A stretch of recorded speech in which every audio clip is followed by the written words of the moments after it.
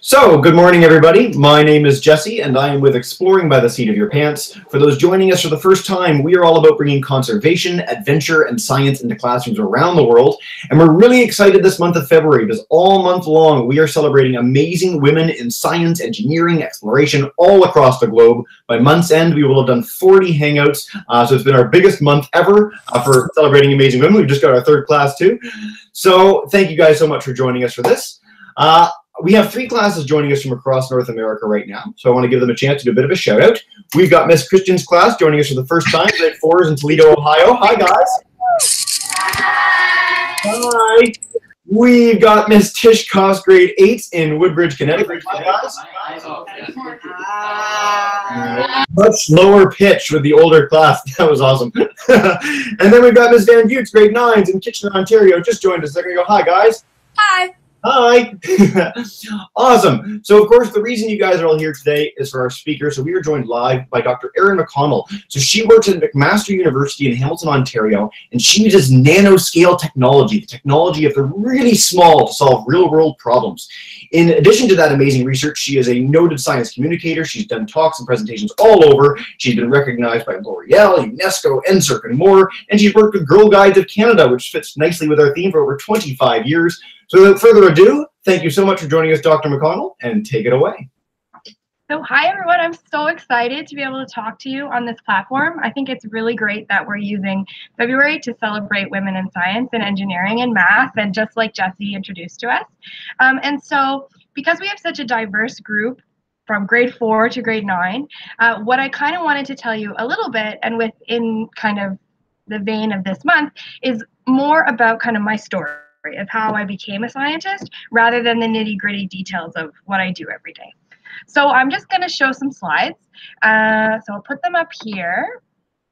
But first I have to share my screen here. Let's see if I can figure it out, because I am old, not as smart as you guys. All right, so can you see the screen there? You should see maybe 2 versions of Jesse. Yeah, and then there we go, we're perfect. Okay, so perfect. So like Jesse said, my name's Erin McConnell, and I'm a research scientist. So what that means basically is that I just get to do science all day long. So it's pretty cool because I've done a lot of years of school, more years than any of you who are watching have been alive. And I've been able to get to a point where I get to do the type of science that I'm interested in and answer questions that I'm interested in finding answers to. So the first slide I want to show you, this is just kind of how I got my start. So this is baby Erin you're looking at in the corner here. And I kind of divided my inspirations into 3 different sections. So first of all, I watched a lot of TV as a kid. So I don't know if you guys have seen shows like The Magic School Bus, or maybe you know who Bill Nye is. So Bill Nye the Science Guy. So I watched a lot of those shows, and I was really, really curious about how things worked. So I also watched things like on Discovery Channel or History Channel, or lots of documentaries. Now you have Netflix and YouTube. You guys can search whatever you want, whenever you want. So that's kind of how I got really interested in how things worked. I also really loved going to museums. So I grew up in a place called Ottawa, which is the capital of Canada, if you've been there maybe. And it has a science and technology museum that features all sorts of different sciences, maths, engineering, space, aeronautics, like all different stuff. And so I would go there all the time, pretty much like almost every day of the summer, and spend my time there and learn about things. But I also really loved being outside and kind of just understanding how things work in nature. And so all of those things together kind of got me interested in science and understanding how the world works. So as I got a little bit older, this is like middle school me, so the same age as most of you guys, grades 8 and 9. And so like Jesse had said, I got involved in Girl Guides of Canada, which was for me, or in the States, you have Girl Scouts or Boy Scouts in the States and Canada. And so for me, that was really an interesting platform because it let me examine kind of my interests in science and leadership, but it did it in a way that was really structured, but was fun. So it wasn't school, but it was kind of a cool way to learn about new things and let me be a leader and a teacher and explore those passions. So I just kind of have some images here, just to talk a little bit about that experience. So when I was younger, there weren't as many kind of opportunities as there are now for being in science fairs. And even when you're in high school, you can volunteer in research labs or in hospital labs. Things like that didn't really exist when I was younger, but now there's so many of them. Like Google has a worldwide science fair that you do online. There's all these different opportunities. But what I was specifically really interested in was how our body, how our brain really works, like what makes us who we are, and on a very, very kind of fundamental level. So I was interested in chemistry. So chemistry is a special type of science that really helps us understand how things work at a very, very, very small scale that we can't even see. Another thing that happened when I was about that age was Wikipedia became a thing. So I am old enough that when I was your age-ish, the internet wasn't as huge as it is now. But then Wikipedia started and YouTube started to be a thing. And so I could learn about anything I wanted at any time. And so that was really cool. That kind of helped me explore what I was interested in. So then I got to high school. This is my high school graduation photo. I don't know why I look so mad, but I do. And so I kind of came out of high school and I was dead set that I was going to go into medicine and I was going to be a doctor. That was my plan. That's what I wanted to do. And so I went to biology to pursue an undergraduate degree. So after you do all of your grades, you do grade, 7, 8, then you do 9, 10, 11, 12. After that, you can go to university and you can learn more. But once you get to university, you're learning kind of very specialized things. And so I wanted to learn all about biology. So that's kind of how systems work. So how your body works, how nature works, how plants work, all these sorts of things. And so I got there to university and I started studying biology and I realized that I really didn't like it. So I was more interested in kind of understanding how things work on a really, really small scale rather than understanding, how a plant grows. That was just my preference. And so as I was in university, I kind of learned about different things by getting involved in different opportunities. So one of the things I got involved in was a chemistry class where I actually met a very good mentor. So someone, like you guys have teachers who are great and inspiring. So I had this teacher who taught me a certain type of chemistry. And from that, I really learned that I loved this type of science, chemistry, and I really loved teaching it. And so I got involved in her research lab because when you're in science in an undergraduate degree at university, there's lots of opportunities to get involved in research, so the type of things that I do. And so that's what I did, and I found that I really, really enjoyed it. And so I decided that that's what I wanted to do for my career when I grew up. So I got involved in Maria's lab. So this is the DeRosa lab that's at Carleton University, which is in Ottawa. And so this is a picture here of all my friends from that lab. This is Maria. She was a supervisor. So I was in that lab for almost 10 years doing research. I got a Bachelor of Science in Neuroscience, which means I studied how the brain works. And then I did a PhD, which means even more school. And that helped me learn about chemistry. So now the picture on the bottom, this is where I am now. So after you finish all the school that you possibly can finish, you can do more research. And so that's what I'm doing here with Dr. Yingfu Li at McMaster, which is in Hamilton. So Hamilton is close to Toronto, if you don't know where Hamilton is. And so I get to come to work every day and do scientific experiments and learn about the world around me and how things work. And I just thought that that was super, super cool. So I was really happy to be in that position. At the beginning of the introduction there, so Jessie kind of said that I had been recognized by L'Oreal and UNESCO as part of Women in Science, and so I just wanted to show you a little bit about that. So L'Oreal Canada, which most people think of as the makeup brand. So there's L'Oreal Canada, L'Oreal in the States, it's all over the place. And the Canadian Commission for UNESCO. So UNESCO is the United Nations Commission on Education and Sustainability. And so they put together this program to help recognize or to acknowledge female scientists who are doing really good work. Because in science, there's not as many. Right now, there's not a good balance between men and women or boys and girls, which doesn't really make sense because girls and boys are both equally smart and we're equally good at science. And so one of the things that we're trying to do with Women in Science is to promote visibility, which means that, you know, you can have, as a girl or as a person of color, you can have good role models in science that will help you realize that you can have your dream also. And so that's what these pictures were from a ceremony that we got to go actually to the French embassy in Ottawa, which was really cool because technically when you're at the embassy, you're in France. So that was neat because I got to go to France for a day. And then we had this award ceremony and we met some cool people. So this is the Honorable Christy Duncan, who's the Minister of Science and Sport. And this is Karine Rispal, who's the Ambassador of France in Canada. So here I just wanted to show you, I don't know, maybe some of you will recognize what this image kind of looks like. Maybe the younger guys you won't, or guys and girls. What this is an image of a periodic table.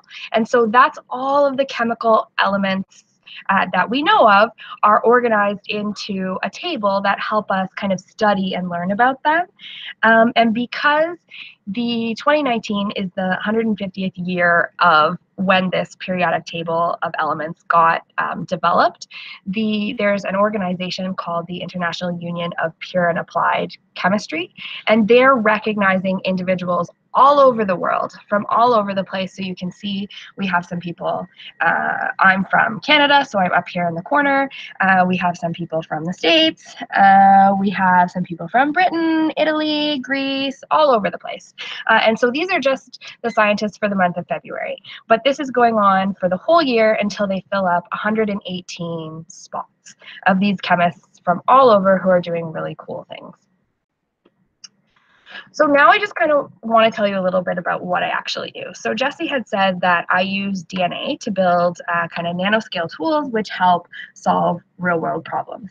And so what he's actually talking about is using DNA, which is, maybe you're familiar with it as the molecule of life in the cell. So it contains genetic information. Those of you who are in grade 8 and 9 might know that it's in the cell. It is kind of twisted into a ladder, and it's billions of bases long. So every little color that you see there, the purple, the orange, the blue, the teal, so those repeat billions of times to make up the code of who we are as human beings. And so what I do is use DNA, but I only use a teeny tiny little piece of it. So I open it up, I rip these two pieces apart, and I'll only use maybe 100 of these little bases instead of a billion.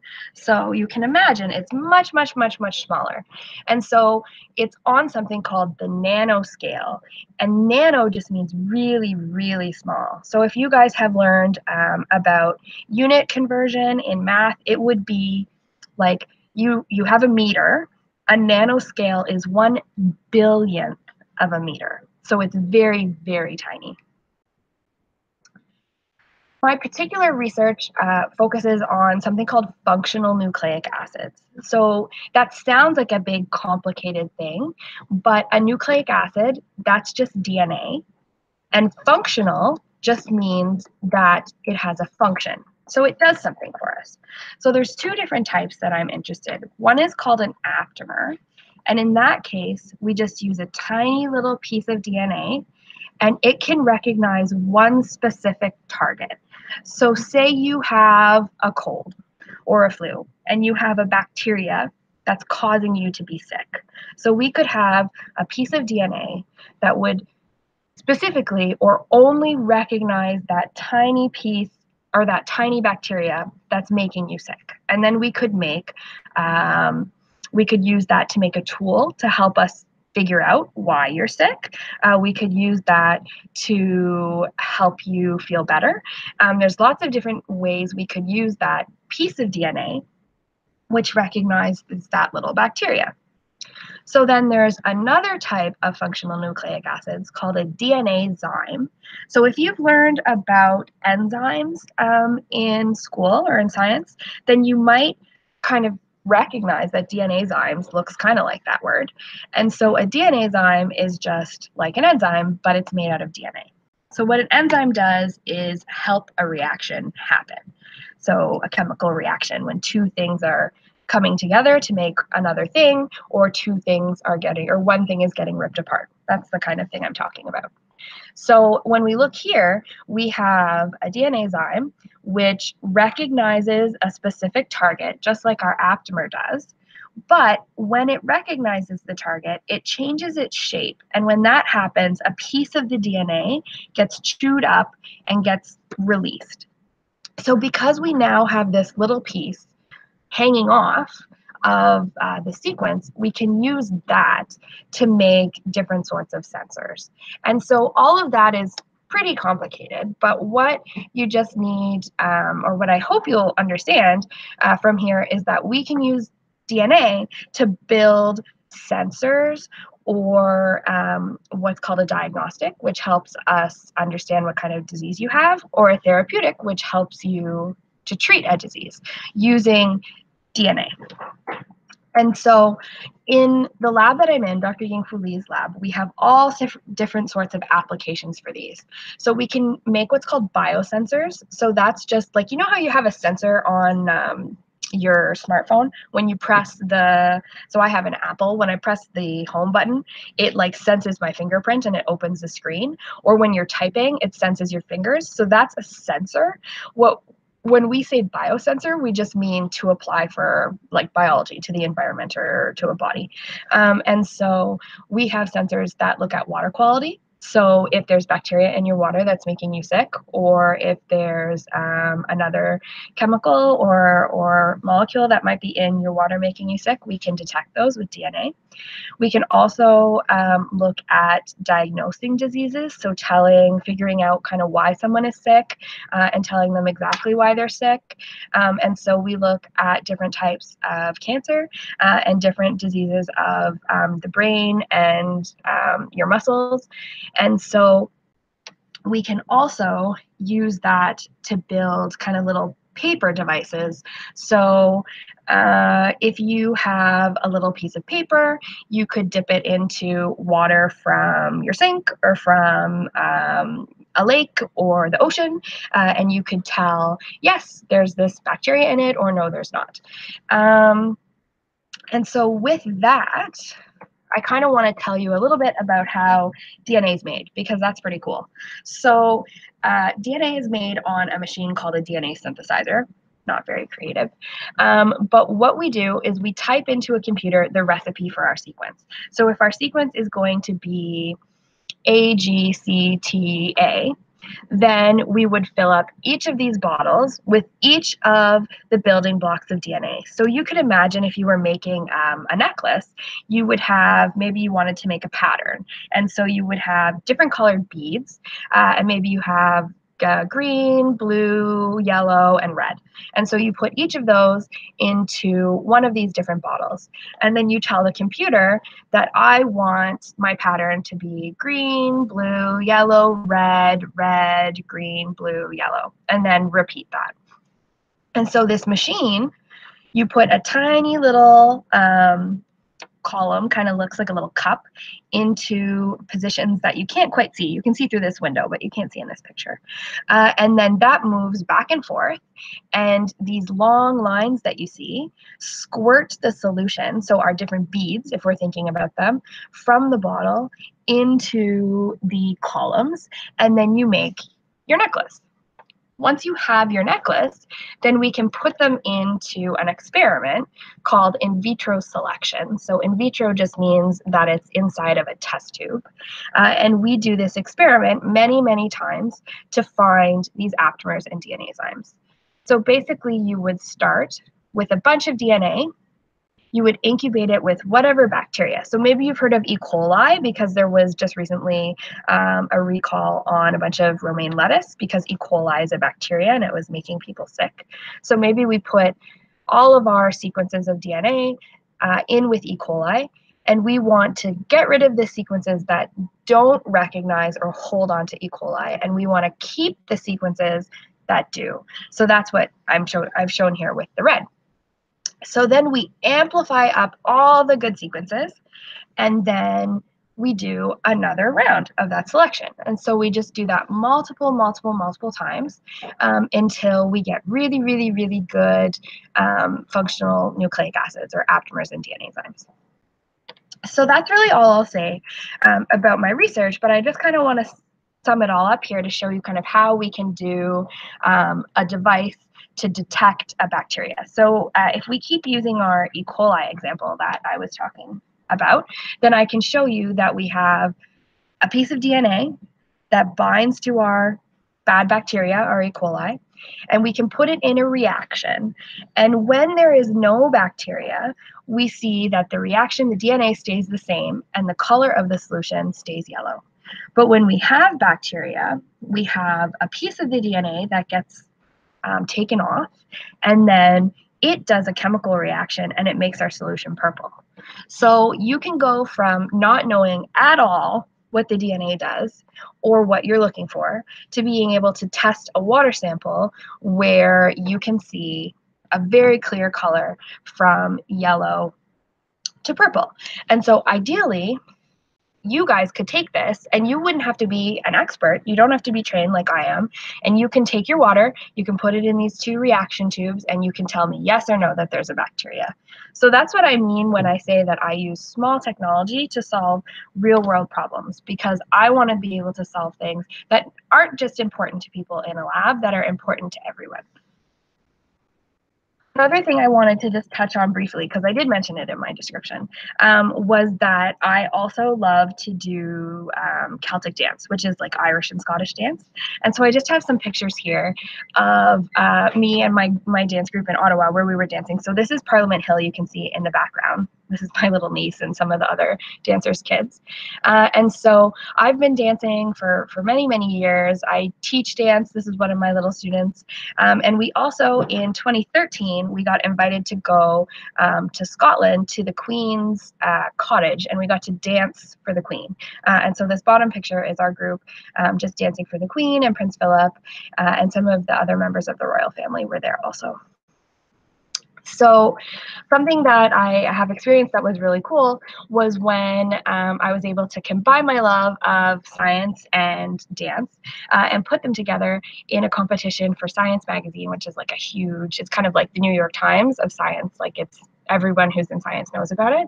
And we did this competition called Dance Your PhD. So in 2010, we competed and we were the grand champions and we went viral. So the link is here, so you can watch it later if you'd like. But it was, there was 170,000 views. And I think it's because these two girls here, so this girl and the girl in the back were really the only ones that could dance. Everyone else was awful. And so it was really, really a funny video.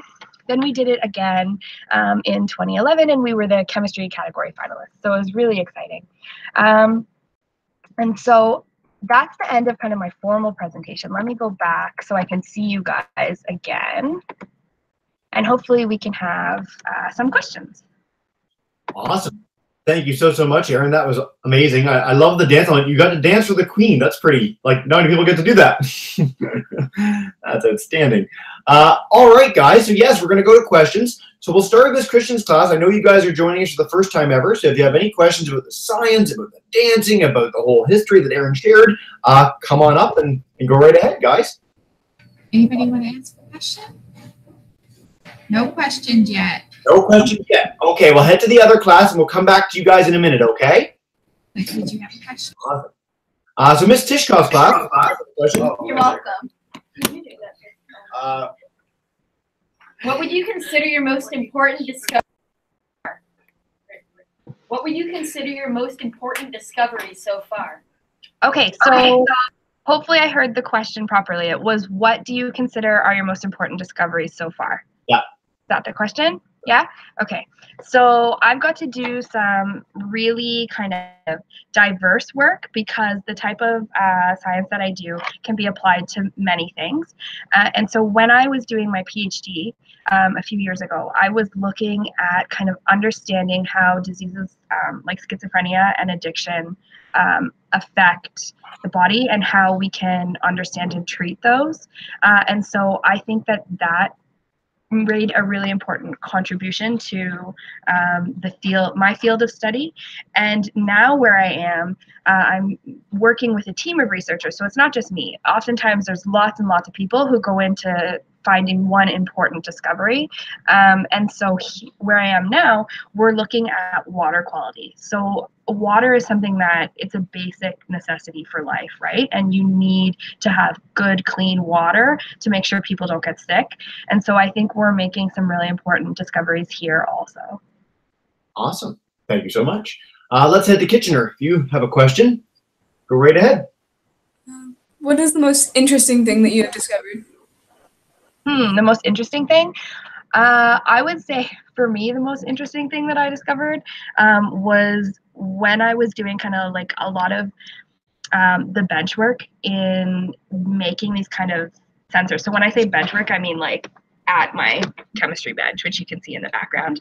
And so when you're making a lot of these sensors, a lot of chemistry, especially DNA, is just clear. So DNA, when it's just in solution, it really looks like snot, like from your nose. It's just clear and gloopy. It doesn't do anything exciting. And so we have to add certain things to it to get it to do things that are cool. And so I really like when things change color. So if you see a solution that all of a sudden it's clear, it goes from clear and then all of a sudden it's blue, or you have a solution that's clear and it's pink, or it's yellow and it turns red. I really like those things because you can see right in front of your eyes that science is working.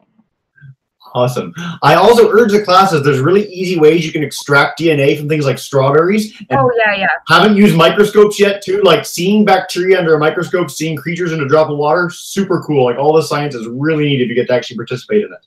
Yeah, it's really cool. Like I've done DNA extractions with different groups, like all different ages from kindergarten up to grade 12. And it's super, super easy. Like you just blend up a banana, you pour some of that in a little glass even. You don't really need anything special. You put in some salt water and some isopropyl alcohol, which is just rubbing alcohol from the grocery store.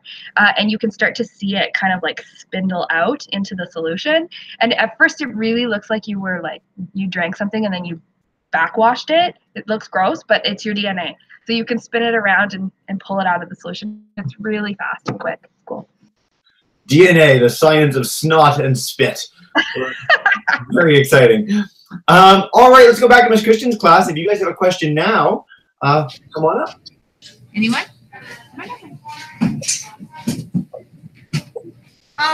Do you think that you will stay in DNA researches, or will you go like back to biology or anything else?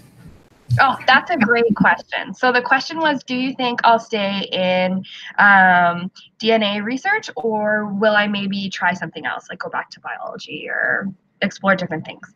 So I really love that question because in science, you get to go to what's called conferences. So you know how you guys will do a presentation for your class about something you've learned about, and you put that information all together, and then you tell a story about what you've learned.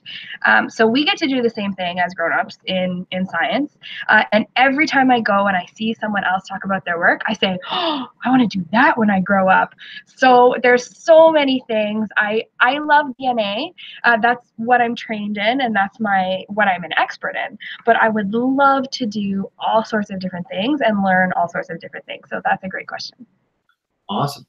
Before we go back to another class, one of the things that we get with scientists a lot is that people assume that scientists were just amazing at school from the get-go, 95% average, always loved it.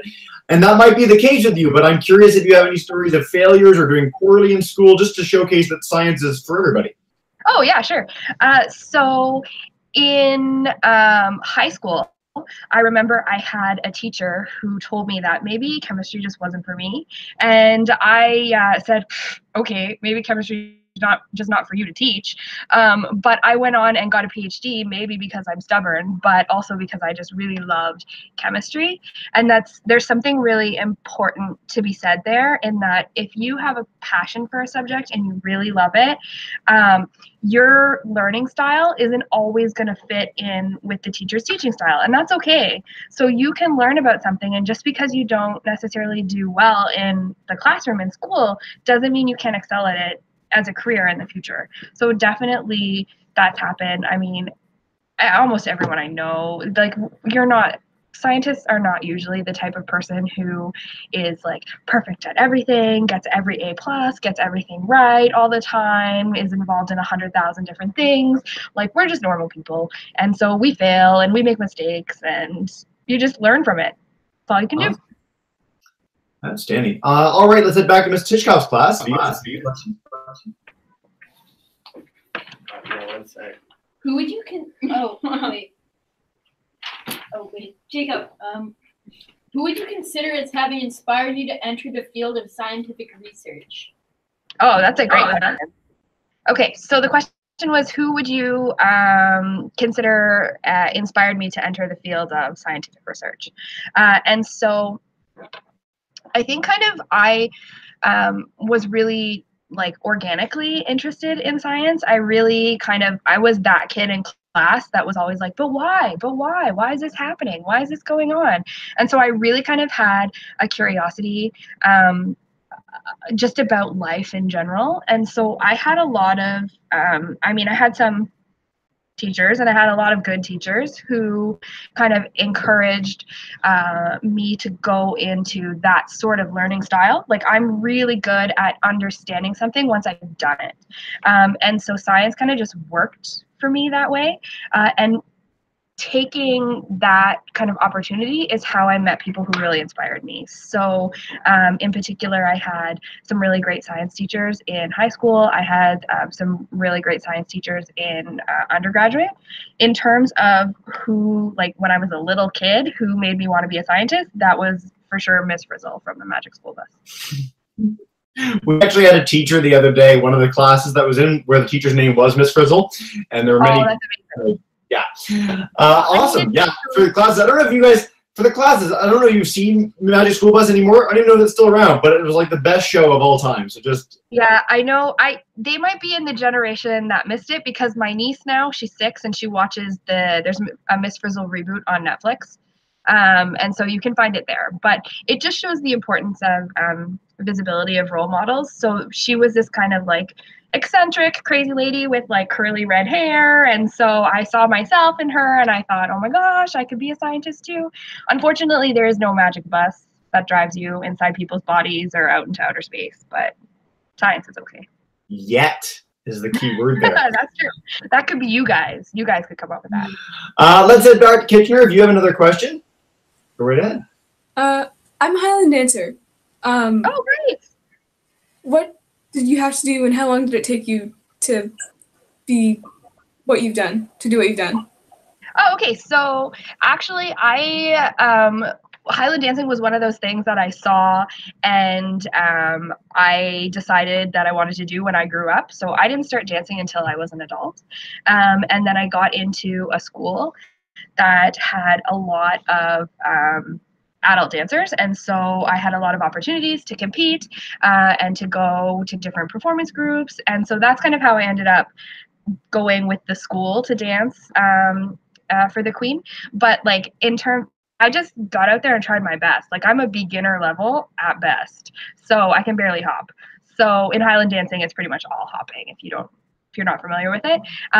But that being said, like, Highland dancing, it's kind of like science in that, like, if you just keep at it and you keep trying, you'll excel. There's lots of opportunities for you to do great. And so that's kind of how I got into it, and how I found that it really was a good outlet for me, because if you're studying really hard, it can be really stressful. And so it was a good way for me to go and exercise and be with my friends and learn lots of different things that weren't about science. So that was cool. Nice. All right, and let's head back to Ms. Christian's class. If you guys have a second question. Do you have a question? Go ahead. Right here. So how long has she been doing her job? Okay, so the question was, how long have I been doing my job? So I went through all normal school, so kindergarten to grade 12. Then after that, I did 4 years of an undergraduate degree. So that's as long as high school is. So then so that's 12 years of school before high school. Then I did 4 more, so that's 16. Then I did 6 years to do my graduate school. So that is, I lost track, 22? And yeah, good. And so now I'm back doing more science. And so I've been doing that for 3 more years. So I'm up to like 25 years. But that counts all of my school from the beginning. So if you just count when I was doing chemistry, that would be about 10 years. Okay. For what it's worth, by the way, for a researcher that's only 10 years in, to have gotten the recognition that you've gotten from UNESCO, L'Oreal, like you mentioned earlier, is very, very impressive. So just so the classes know that, that's exceedingly, you're very good at what you do. Dr. McConnell, so before we wrap up, I want to just ask, especially for girls in the classroom, especially for February, is there anything that you'd like to share about, maybe, again, you told your experience at the beginning, but anything for girls who might want to go into science, might want to learn more about science, options, avenues for them to do that? Yeah, so I think it's really important, as I said kind of during my presentation, there's a bit of not a struggle, but a bit of a challenge to overcome for women and underrepresented groups. So not just women, so people from different minorities, people of different abilities. And so all of those people should be equally represented in science. And so in terms of what you can do as a girl or as a boy to help with that problem is just really get involved and be supportive of your colleagues. So there's lots and lots of opportunities to get involved in like science fairs. At your age, you can get involved in research when you're older, in your career, you know, even when you're playing on a sports team. Don't make fun of a girl, cheer her on because she's your teammate. You know what I mean? So you can be an ally. And then also, just as important, girls can help build up girls. So I have a lot of great mentors. The one woman I spoke of, Maria DeRosa, in my video, so she was a really, really great mentor who really helped me excel because she had been through what I had been through or what I was going through, and she helped me kind of navigate that way. But then also I've had really great male mentors who were supportive of me and helped give me opportunities.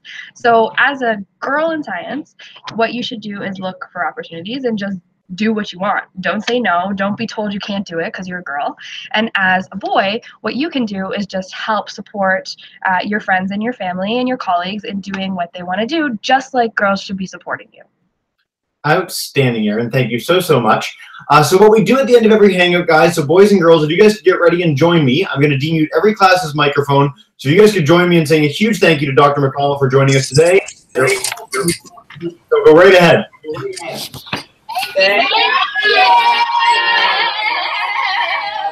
Awesome. To all our classes, again, all month long, we're celebrating amazing women. We've got, I think, another 10 more Hangouts before the month is out, including 2 more today.